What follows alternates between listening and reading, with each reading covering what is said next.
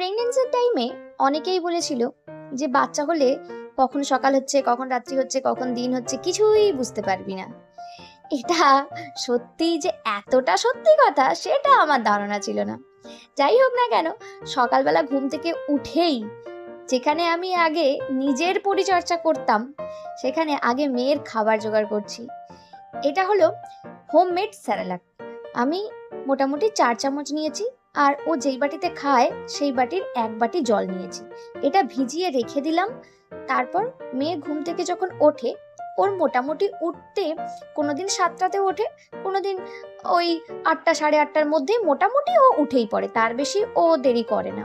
তো প্রথমে ওর মুখটা মুছিয়ে দিয়ে ওয়াইপস দিয়ে ওর একটুখানি স্ট্রেচ করিয়ে নিই। তো একা একা পুরোটা ভিডিও করা পসিবল হয়নি। ডাক্তার এখন বলেছে যে ব্রেস্ট ফিড খুবই কম করাতে, তাই আমি চেষ্টা করি যতটা না করানো যায়, কিন্তু প্রচন্ড বায়না করে, তাই ওকে জল খাওয়ানোর চেষ্টা করছি। আর ও জল বারবার মুখ থেকে ফেলে দিচ্ছে, খাবে না।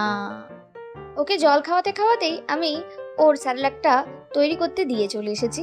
অল্প আছে, এটা মোটামুটি 100তে চলছে। 100তে ওই 10 মিনিটের মতো ফোটালেই, যতক্ষণ না ঘন হচ্ছে আমি একটু ওয়েট করি, যদিও কখনো বাড়াই বা কখনো কমাই, মোটামুটি 10 মিনিট ফোটালে স্যালাডটা রেডি হয়ে যায়। তাও যদি বেশি পাতলা থাকে আমি তখন আরেকটু ঘন করে নিই। স্যালাড খাওয়াতে খাওয়াতেই আমি ওর ভাতের জন্য চালটা ভিজিয়ে রেখে দিই।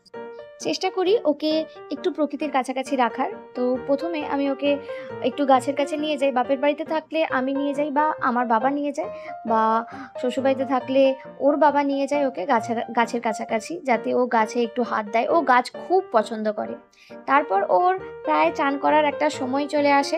আরও একটা ব্যাপার, ওকে ঠিকঠাক টাইমে চান না করালে ও প্রচণ্ড ঘ্যান ঘ্যান করতে থাকে, তাই ওকে ঠিকঠাক টাইমে চানটা করিয়েই দিতে হয়। আর জল পেলে তো আমার মেয়ের কোনো কথাই নেই, নিজেই চান করতে চলে আসবে আর জল নিয়ে প্রচণ্ড খেলা করে। ও চান করার সময় ও প্রচণ্ড পরিমাণে এনজয় করে। আর সব থেকে মজার ব্যাপারটা কি জানো, ওকে চান করাতে শুরু করলেই ওর দাদা, মানে ওর ছোটদা, আমার জায়ের ছেলেও চলে আসে। বেশ মজা হয় ওদেরকে নিয়ে। তারপর ওকে একটু ড্রাই করে নিই। এরপর আমি ওকে ভিটামিন ডি ওষুধটা খাইয়ে নিই 10 ফোঁটা। দেখেছো ও হাঁ করছে বটে, কিন্তু ওকে খাওয়ানোটা বেশ ডিফিকাল্ট। দেখেছো দেখেছো কি করছে?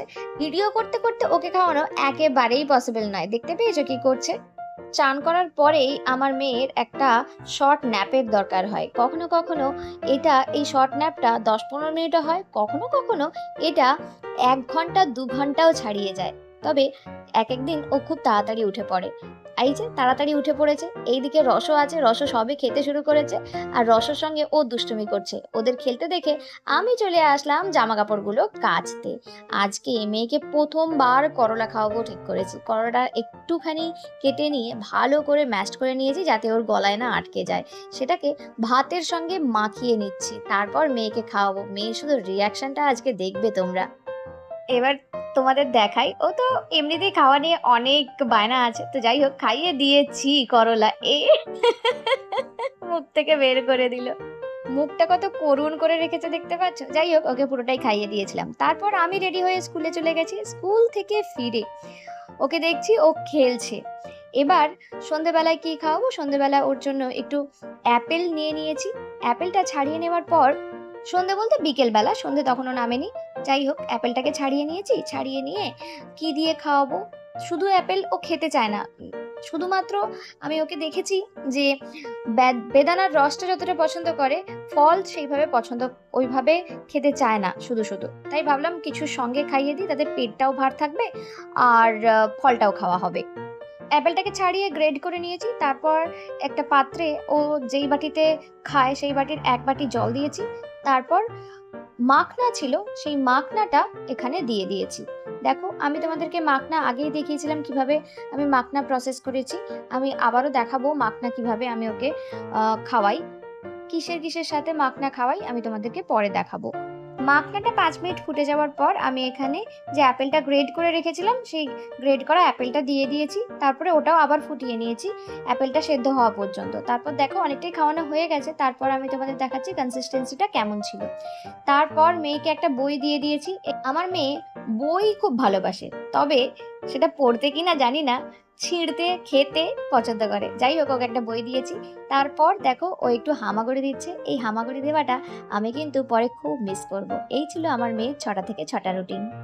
আমার লাস্ট ভিডিওতে কমেন্ট করেছিলে শিশু সাহা, তোমাকে অনেক থ্যাংক ইউ। আর এই ভিডিও তোমাদের কেমন লাগলো অবশ্যই জানিও। Thank you.